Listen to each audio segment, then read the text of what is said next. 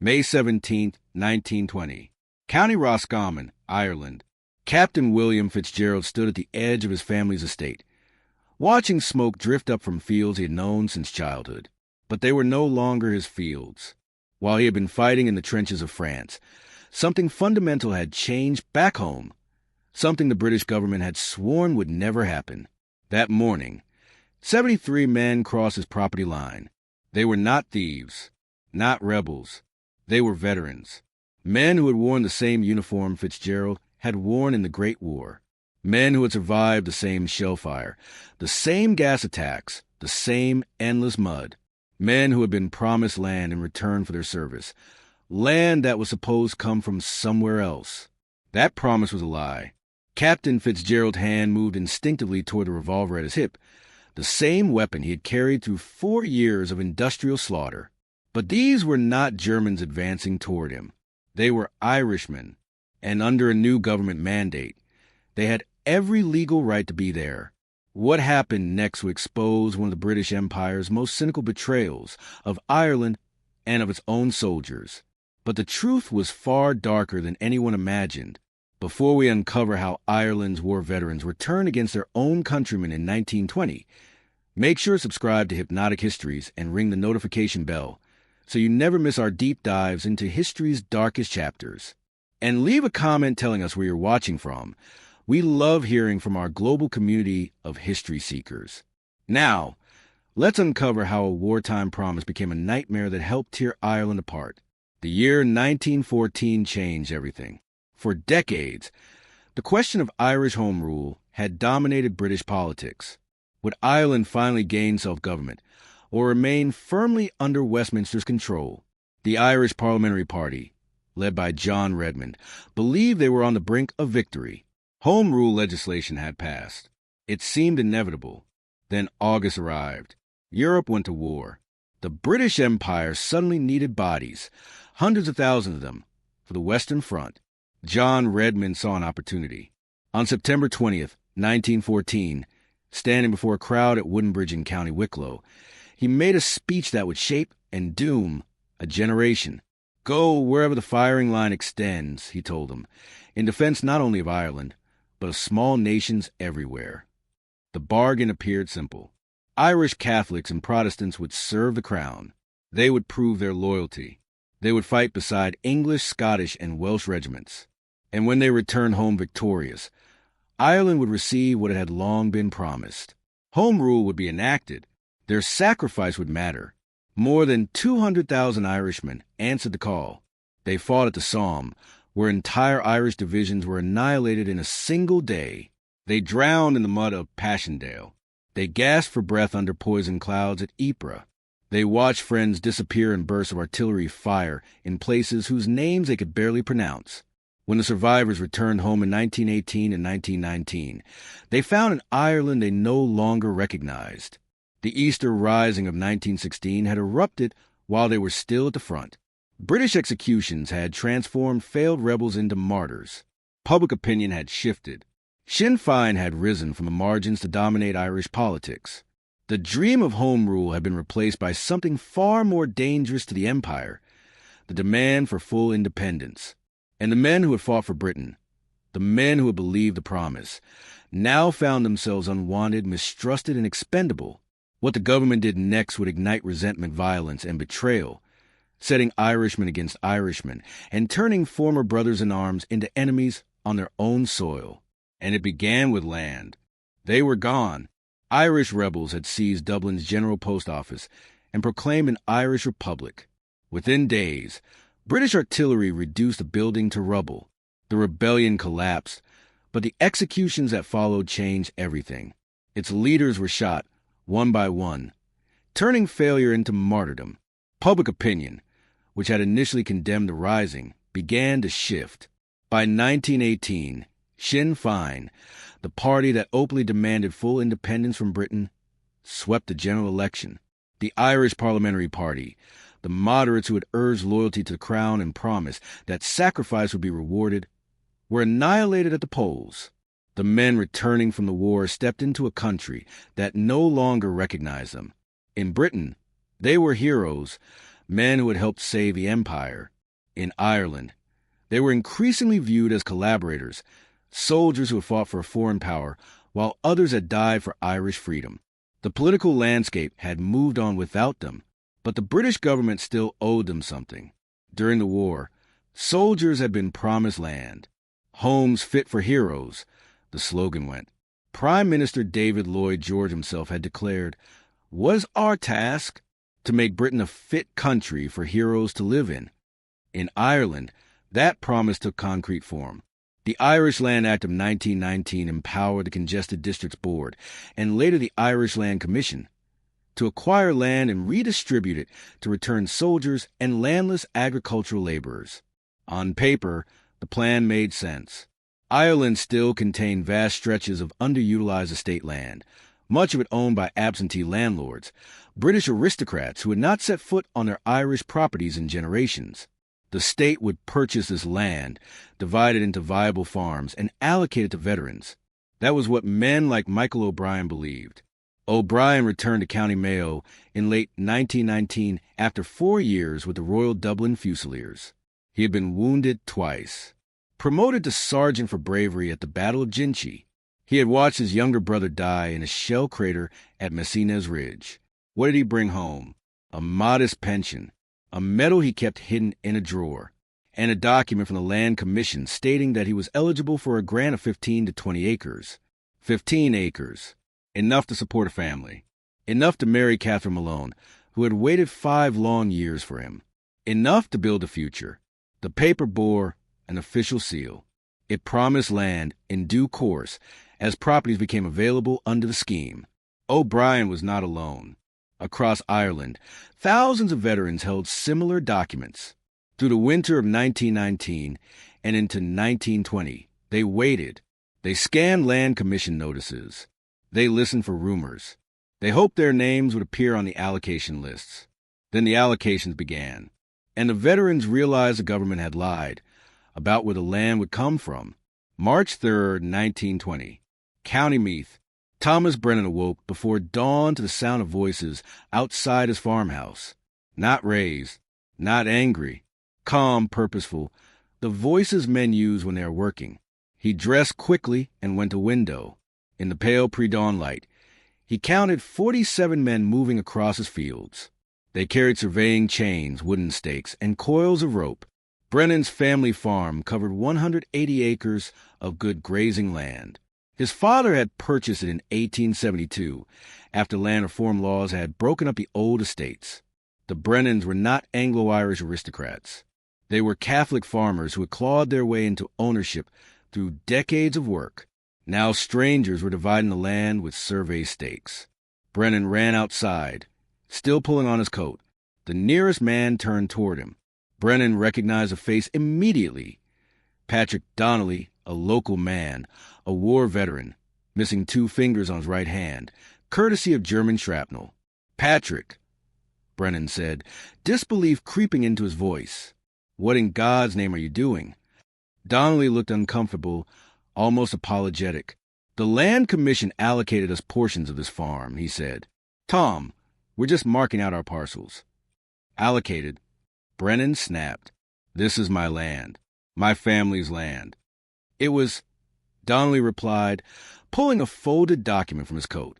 Official letterhead. Land Commission seal. "As of last week, 60 acres have been requisitioned for redistribution. We've been assigned our plots. We're within our rights." Brennan grabbed the paper. His hands shook as he read. The language was cold, bureaucratic. His property had been identified as suitable for division under the provisions of the 1919 Land Act. 60 acres, 1/3 his farm, were being transferred to 8 veterans. "You can't do this," Brennan said. "The government says we can."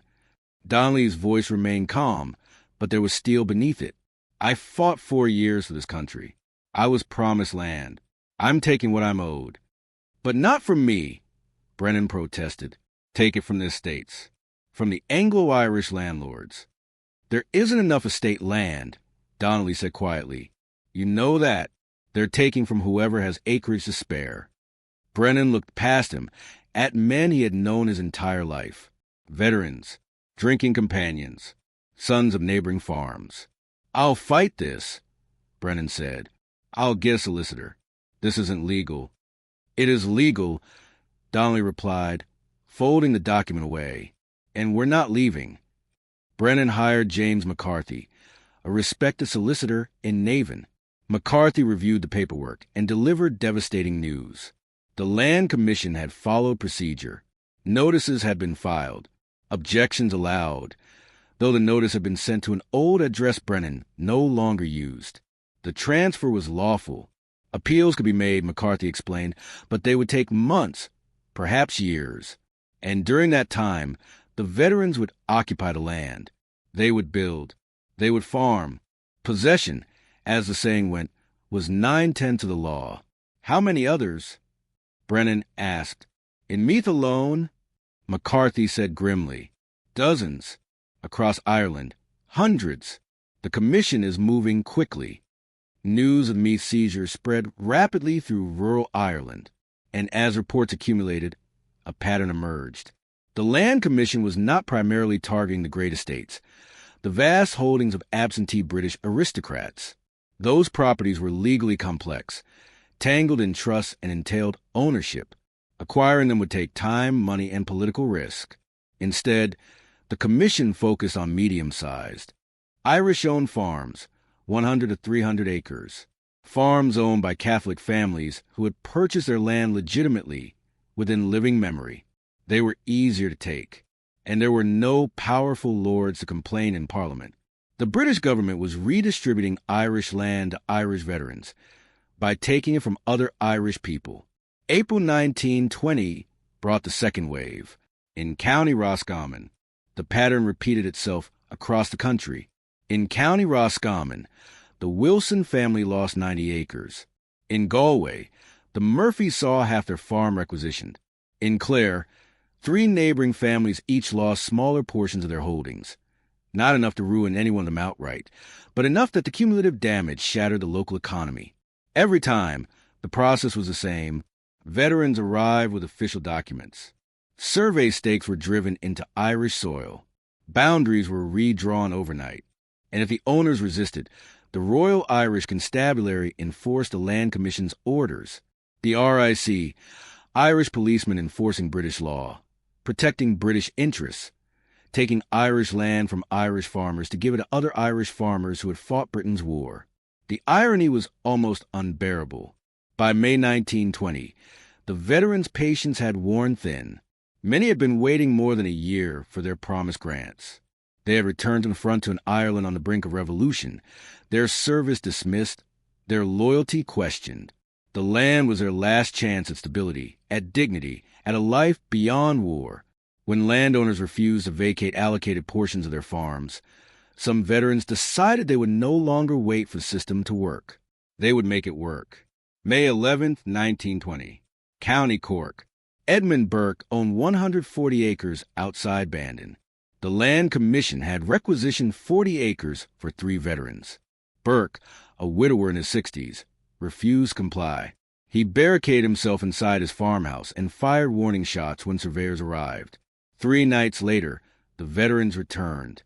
Burke's neighbor, Mary O'Sullivan, later testified to what she saw. "I heard shouting around midnight," she said. "Not arguing, commands. Then I saw torches, maybe a dozen men. They surrounded Edmund's place. They did not force the door. They didn't need to. Instead, they set fire to Burke's barn." O'Sullivan watched flames climb into the night sky. She heard Burke rush from his house, screaming as he tried to save his livestock. 2 cows burned to death. Burke managed to free his horse, but the barn and the entire season's hay was lost. By the time the Royal Irish Constabulary arrived, the men were gone. Burke filed a formal complaint. He named 3 veterans he recognized. The RIC dutifully recorded the information. No arrests were made. District Inspector Robert Caldwell's report was brief and clinical. While the incident is regrettable, the property owner had been legally notified of the land requisition and had failed to comply. The veterans involved deny presence. In the absence of corroborating witnesses, prosecution is unlikely to succeed. Burke abandoned his farm. 2 weeks later, He moved to Cork City, leaving behind land his family had worked for 3 generations. The message was unmistakable. Resist, and you would lose everything. June brought worse. In Galway, a farmer named Seamus Fitzgerald, no relation to Captain Fitzgerald, was beaten unconscious when he tried to stop veterans from plowing his allocated acres. His wife found him in a roadside ditch the next morning. His jaw was broken, 3 ribs shattered. No arrest followed. In Tipperary, the O'Connell family woke to find their cattle gone, 23 head of beef, worth nearly 300 pounds. The animals were later discovered on land newly occupied by veterans. The explanation was simple. The cattle had wandered onto the new parcels and were therefore forfeit. The RIC declined to investigate. By midsummer, fear had replaced outrage. Farmers complied quietly. Communities fractured. The law no longer felt neutral. It felt weaponized. July 15, 1920. County Mayo. This is where Michael O'Brien re-enters the story. O'Brien, the former sergeant of the Royal Dublin Fusiliers, had finally received his allocation in June. 15 acres, exactly as promised. Good land, too. It had been carved from a larger farm owned by the Delaney family near Westport. But there was a complication. Patrick Delaney had 3 sons. The eldest, Liam, had also served in the war. Conscripted in 1918, he had spent 6 months in uniform before the armistice. He was a veteran, too. When O'Brien arrived to take possession, Liam Delaney met him at the property line. "This land feeds my family," Liam said. "It's mine now," O'Brien replied. "The Land Commission says so." "I served too," Liam shot back. "Where's my allocation?" "I don't know," O'Brien said. "That's not my concern." "How is it fair," Liam demanded, "that land is taken from a veteran's family to give to another veteran?" O'Brien had no answer. Because it wasn't fair. The entire system was grotesque. Veterans pitted against veterans. Irish families torn apart to satisfy British promises. But O'Brien had served 4 years. Liam Delaney had served 6 months. In O'Brien's mind, the hierarchy was clear. "Move aside," O'Brien said. "I'm taking what I'm owed." Liam's hand moved toward his coat. "You're not." Later, witnesses would disagree about who reached first. Mary Delaney, Liam's mother, swore her son grabbed a spade, a tool, not a weapon, to defend his family's land. Michael O'Brien testified that Liam reached inside his coat for what O'Brien believed was a gun. Both men moved at the same moment. And this time, the conflict would not end with survey stakes or burning barns. It would end in blood. Both men were armed. Both had learned how to kill in the war. 2 shots cracked across the Mayo fields. Liam Delaney fell first, a bullet tearing through his left lung. He was dead before the doctor arrived. Michael O'Brien was struck in the shoulder. He survived. This time, the Royal Irish Constabulary could not look away. A man was dead. Witnesses were present. An investigation was unavoidable. Michael O'Brien was arrested and charged with murder. His trial, held in August 1920, became a national flashpoint, a collision of rage, betrayal, and moral collapse. It was, in many ways, empire versus empire. The courthouse in Castlebar was packed. Outside, 2 opposing crowds faced each other across the street.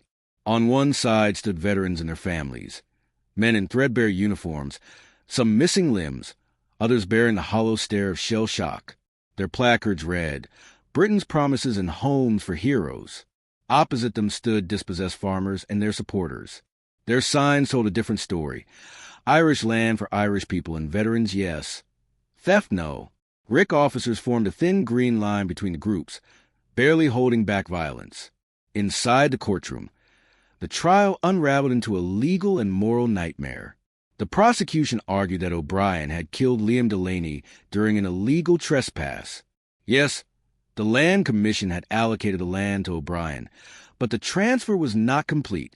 Until final documentation was processed and filed, the property remained legally Delaney land. O'Brien had no right to be there. The defense countered that O'Brien was merely claiming land officially granted to him by the British government. He had been confronted by a man who refused to recognize lawful authority. O'Brien, they argued, acted in self-defense. But beneath the legal arguments lay questions the court could not truly answer. Was the Land Commission's redistribution system itself unjust? Was it moral to fulfill promises to veterans by destroying the livelihoods of Irish farming families, many of whom had also sacrificed during the war years? How could military service be honored while communities were being torn apart? The prosecutor, Dominic Walsh, came close to articulating the truth in his closing statement. Gentlemen of the jury, he said, we must ask what kind of society we are building. The defendant claims he fought for 4 years to protect civilization. But what civilization marches onto a man's ancestral land and shoots him dead for defending it? Mr. O'Brien may have worn a British uniform, but he committed a killing on Irish soil against an Irishman. That is the fact that matters. Defense counsel Gerald Morrison responded with fury. My learned colleague speaks of civilization, he said. Let me tell you what my client endured. He survived the Somme, where 1,000 of Irish soldiers died in days. He held trenches while artillery turned the earth into hell. He carried wounded men through poison gas. He did this because his government promised him a future, land, stability, dignity. That promise was confirmed by the Irish Land Commission. Liam Delaney sought to deny it with force. Who broke the law? Who initiated violence? Not Michael O'Brien. The jury deliberated for 7 hours. Their verdict: guilty of manslaughter, not murder. O'Brien was sentenced to 6 years imprisonment. Then the judge, Arthur Hennessy, delivered an extraordinary statement from the bench, one that newspapers across Ireland would later reprint. This court finds that Mr. O'Brien's actions, while criminal, occurred within a context of systematic governmental failure and profound moral confusion. The Land Commission's redistribution scheme has set Irishman against Irishman, veteran against veteran, in a manner that can only be described as deliberately destructive. This system is unsustainable and unconscionable. Judge Hennessy was removed from the bench 3 months later. The verdict did nothing to halt the seizures. If anything, they accelerated. By mid-1920, Britain was fighting a full-scale guerrilla war against the Irish Republican Army. Agrarian disputes were a secondary concern. The Land Commission continued requisitioning farms, allocating parcels, processing paperwork, while violence spread beyond isolated confrontations. August 1920. County Limerick. A group of 12 veterans forcibly removed the McCarthy family from 40 acres near Kilmallock. When John McCarthy resisted, he was bound and left at the roadside. His wife and 3 children were given 1 hour to gather their belongings before a veteran family occupied their cottage. The McCarthys appealed to local IRA commander Sean Finn. This was where the situation became truly Byzantine. The IRA itself was divided. Many volunteers were former British soldiers. Some had received land allocations. Others came from dispossessed families. Finn declared the seizures a form of British imperialism by proxy and ordered resistance. On August 23rd, IRA volunteers ambushed veterans surveying land near Bruff. Shots were exchanged. The British government had promised land to Irish veterans, knowing that delivering on that promise meant taking it from other Irish people. Aristocratic estates remained protected. Irish communities paid the price. It was divide and conquer, executed with ruthless precision. When civil servant Thomas Hughes uncovered internal Land Commission correspondence proving that estate lands were deliberately shielded, he knew what he held could get him killed. Hughes was a veteran himself, invalided out in 1917. He had buried friends. He refused to let their service be weaponized. He sent copies of the documents to 3 places: the Irish Independent, the Irish Labour Party leadership, and IRA headquarters. On October 14, 1920, the Irish Independent published the exposé under the headline, Land Fraud Exposed. Commission protects British lords while Irish farmers are dispossessed. The reaction was explosive, and perversely, the seizures intensified. Veterans argued the corruption did not erase the promise they had been made. They were poor, injured, traumatized. The land was often the only thing keeping them alive. Dispossessed farmers argued they should not pay for Britain's broken promises. They had not designed the system. Why should they lose everything while aristocrats were spared? Both sides were right. Both were victims. By November 1920, violence spiraled. In Cork, veterans and farmers fought pitch battles with farm tools and stolen weapons. 3 men were killed, dozens injured. IRA commands issued orders forbidding members from participating in seizures. Several veteran volunteers were expelled. British authority in rural Ireland collapsed.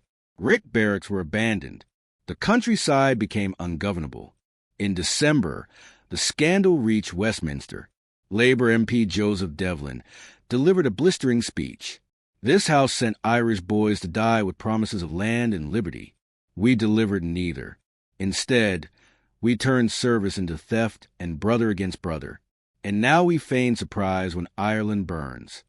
Quiet panic followed. In early 1921, the Land Commission suspended new allocations.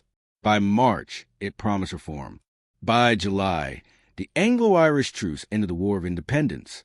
Too late, the Irish Free State inherited the wreckage in 1922. Its solution satisfied no one. Existing veteran holdings were recognized. New allocations ended. Compensation replaced land for those still waiting. Meager sums that rarely matched what was promised. Dispossessed farmers were offered the right to repurchase land they could no longer afford. The damage was permanent. Patrick Donnelly wrote in 1924, "We were promised the world.